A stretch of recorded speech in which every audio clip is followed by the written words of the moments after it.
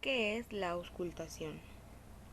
La auscultación es un procedimiento clínico de exploración física que consiste en escuchar de manera directa o por medio de un instrumento llamado el estetoscopio el área torácica o del abdomen para valorar los sonidos normales o patológicos producidos en los órganos, ya sea contracción cardíaca, soplos cardíacos, peristaltismo intestinal, los sonidos pulmonares, entre otros. Los ruidos más comunes encontrados a nivel patológico son el roncus, el crepitus, las sibilancias y estertores. La localización de la auscultación vendrían siendo... Mi nombre es Aisha. El tipo de auscultaciones. Tenemos dos tipos de auscultaciones. Tenemos directa o inmediata, indirecta o mediata. Ambos métodos se pueden usar para auscultar el corazón, los pulmones o sistema gastrointestinal. Bueno, compañeros, empecemos con la auscultación directa. Este método es un poco más viejo, era utilizado hace décadas atrás, antes de la invención del estetoscopio. Es un método de examinación clínica muy fácil que no requiere el uso de un aparato, solo la oreja del médico. Básicamente, el médico coloca la oreja sobre el cuerpo del paciente o la área donde quiere la auscultación indirecta. Este método sí requiere el uso de un aparato, el famoso estetoscopio. El estetoscopio ayuda a mejorar las inconveniencias que vemos en la auscultación directa, ya que el estetoscopio tiene mayor movilidad al momento de auscultar regiones como las supraclaviculares o áreas axilares. También permite una mayor precisión de la localización de sonidos y es más fácil para que el médico escuche. La auscultación indirecta tiene muchas mayores ventajas. Ejemplo, en un trauma o sonidos que no son tan fáciles de escuchar. El estetoscopio es una herramienta que se utiliza para realizar procedimientos como la auscultación. Es una herramienta médica utilizada para escuchar los sonidos provenientes de los órganos contenidos en las cavidades torácicas y abdominales. También es utilizado para escuchar los ruidos provenientes de los intestinos e incluso los soplos de venas y arterias anómalas.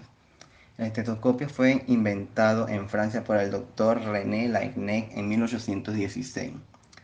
Esta invención fue debido a que sentía mucha vergüenza en adaptar su conducto auditivo al cuerpo de las pacientes. Por eso, el primer estetoscopio utilizado fue el que contenía solamente dos piezas, una campana unida a las ojivas. Luego, para tener mayor alcance, se propuso la utilización de una manguera de hule flexible. Para finalizar, hablaremos sobre las partes del estetoscopio. El estetoscopio está compuesto por aproximadamente 7 partes. Las olivas, que son las que van introducidas en los conductos auditivos, estas olivas van unidas a las ojivas, que son los tubos metálicos que poseen una curvatura. Estas curvaturas son las que van a estar designadas hacia las olivas. En la extremidad distal de esta curvatura de estos tubos metálicos van insertados en una manguera de hule. Los estetoscopios pueden tener dos partes. Aquí en esta puede estar contenido con un muelle y un tubo en Y. Algunos estetoscopios solo tienen el tubo en Y y otros sí poseen el muelle y el tubo en Y. Luego del tubo en Y viene lo que es la manguera flexible de hule, que en su interior está hueca pero contiene aire. Esta manguera de hule va unida a un vástago conector, que el vástago conector une lo que es la campana y el diafragma. Ahora hablaremos sobre la campana y el diafragma. La campana es utilizada para escuchar sonidos de baja frecuencia. En ella no se debe hacer tanta presión, a lo contrario del diafragma, que sí se necesita realizar bastante presión en ella para que la membrana se suspenda y toque un dispositivo que bloquee los sonidos de baja frecuencia y solo se puedan escuchar los de alta frecuencia. Por eso se necesita mayor presión en lo que es la auscultación con el diafragma. Auscultación pulmonar. Puntos de auscultación pulmonar. ¿Cómo se realiza la auscultación pulmonar? Se le coloca la campana por fuera del esternocleidomastoideo sobre el borde supraclavicular y abajo de las fibras del músculo trapecio. En el punto número 2 se coloca en la línea media por debajo de por debajo de la clavícula.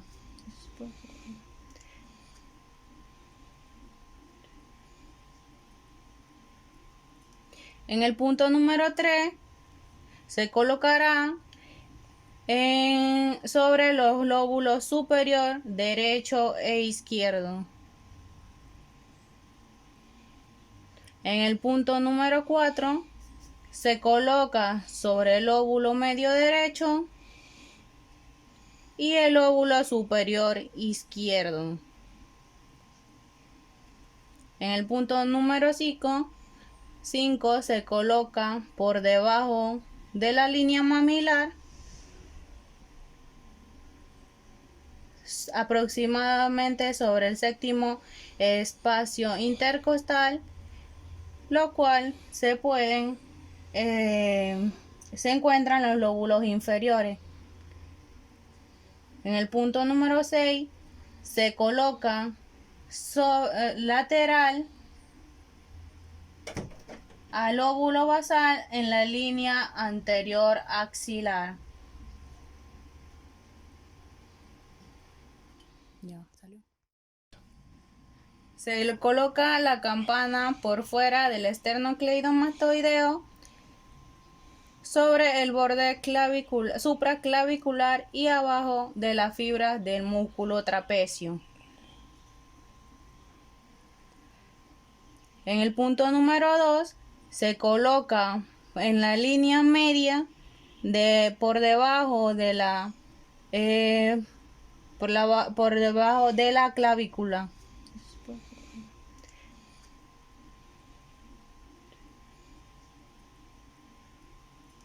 En el punto número 3 se colocará sobre los lóbulos superior derecho e izquierdo. En el punto número 4 se coloca sobre el lóbulo medio derecho y el lóbulo superior izquierdo. En el punto número 5 se coloca por debajo de la línea mamilar, aproximadamente sobre el séptimo espacio intercostal, lo cual se encuentran los lóbulos inferiores. En el punto número 6 se coloca lateral al lóbulo basal en la línea anterior axilar.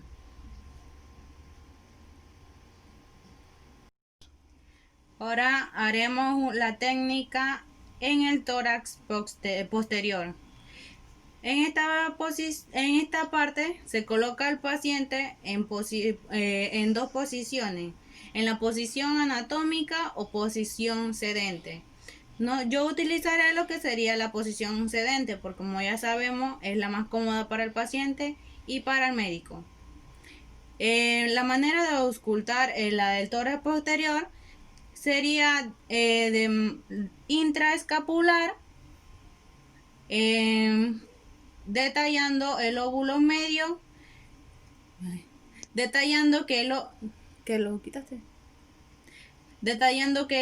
derecho que el lóbulo medio del pulmón derecho no se ausculta por tórax posterior. Entonces se pasa una línea a nivel de las escápulas por abducción de las escápulas. Aquí y aquí. Entonces empezaremos lo que sería la auscultación. El punto 1 sería a nivel de T1.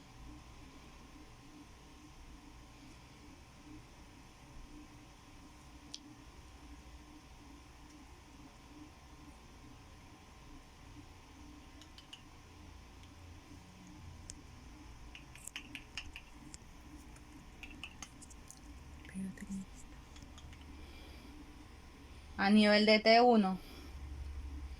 El punto número 2 sería entre T2 y T3.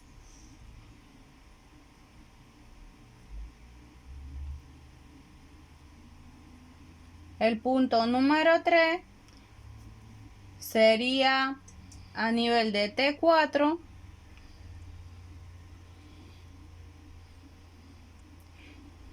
Un detalle es que aquí ya se puede auscultar el lóbulo basal. El nivel 4 sería entre T5 y T6.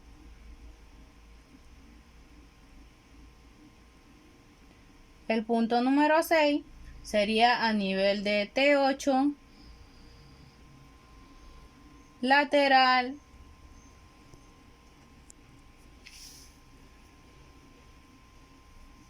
y el punto número 7 sería a nivel de T9 por lo lateral.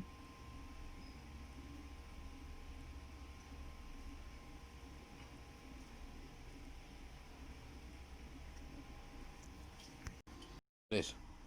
Entonces ahora describiremos algunos de los ruidos que pueden ser normales y otros que pueden ser patológicos, que pueden afectar el sonido en los pulmones. Lo primero que pondremos serían los normales. Entre ellos está el murmullo vesicular. Es un sonido de baja intensidad, tono grave, como un murmullo. Se localiza en el pulmón periférico en su base y se escucha mejor en la inspiración.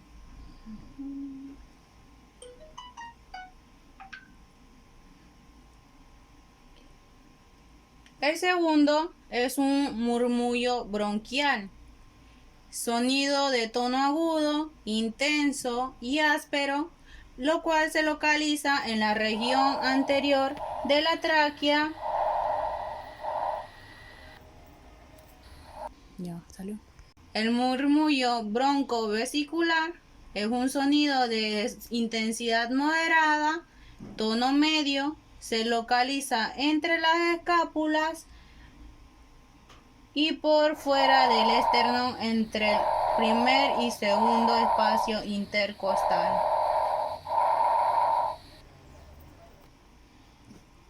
Ahora iremos a lo que serían los ruidos patológicos.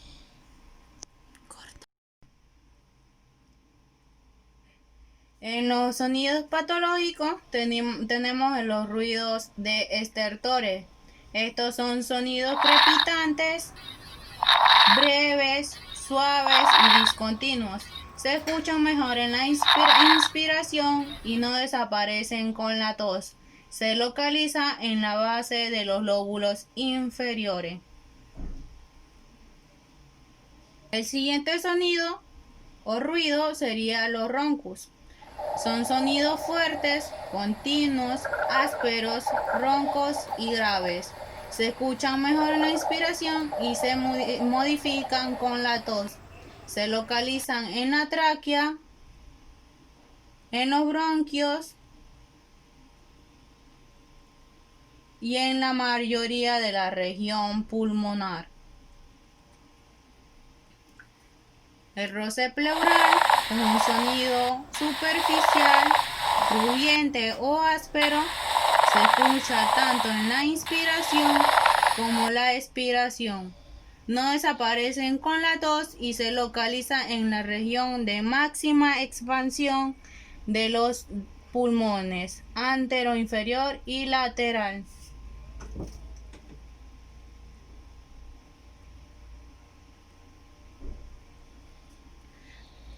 Las sibilancias son sonidos continuos de tono agudo, se escucha mejor en la inspiración y no se altera con la tos.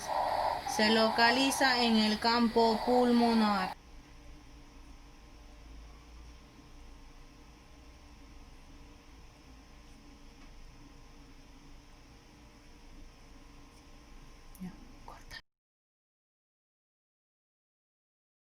La auscultación cardíaca es importante para la identificación de los focos, ya que son zonas donde se pueden escuchar los fenómenos de cierre y apertura de las válvulas cardíacas. Deben saber que en el lugar donde se oye un sonido con claridad puede no coincidir con el lugar donde se origina. Esto se debe al flujo de sangre que se transporta por todas las cavidades del corazón. Este flujo desplaza el sonido más allá desde el punto de origen, por lo que se escucha con claridad en zonas despejadas, o sea, sin esternón o cartílagos costales. Punto, el foco aórtico, este se encuentra en el segundo espacio intercostal derecho, en el borde estenar de la línea paraesternal. Por su cercanía, este punto óptimo para escuchar a la válvula aórtica, justo aquí.